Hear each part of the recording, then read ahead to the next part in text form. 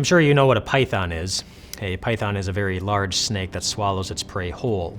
I read about a group of people that was traveling through South Africa when off in the distance they saw a python with a big bulge in the middle of it, and at first it really scared them because you don't want to get too close to a python. But as they got closer, they realized that the python was dead. And they thought it was kind of interesting that it still had the big bulge in the middle, so they wanted to see what was going on. They went up to the python, they took out a knife, they slid it down the middle, opened it up, and inside they discovered that the python had swallowed a 30-pound porcupine.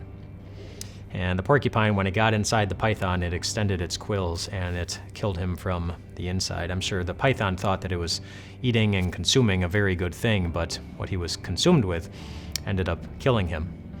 What you're consumed with is kind of an important thing. And even Jesus says that in John chapter 6. He says, "I am the living bread that came down from heaven. If anyone eats of this bread, he will live forever." Now, in the Greek language, there are two different words for our English word eat. And one means to eat politely, like you would at a meal. And the other one means to consume something, like you would at a hot dog eating contest. You just consume them. And that's the word that Jesus uses here when he tells us to eat of this bread. In other words, he wants us to be consumed with him. And I want to ask you this. Are you consumed with him? Is it so obvious when people look at your life that you love Jesus more than anything?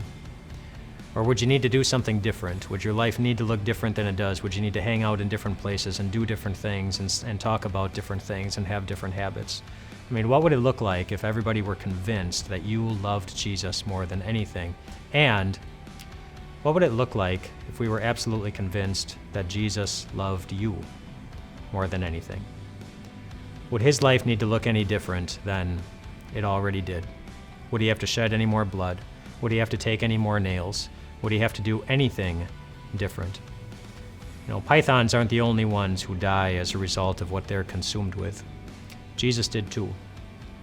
He died to love you, to forgive you, to save you, to give you one place to which you could always look, to know that God will always have your back and never give up on you. To walk through life knowing the reason that we consume ourselves with Jesus so much, we don't consume ourselves with Jesus so that we win in the end. We consume ourselves with Jesus to remind ourselves that we already did win because of what he did.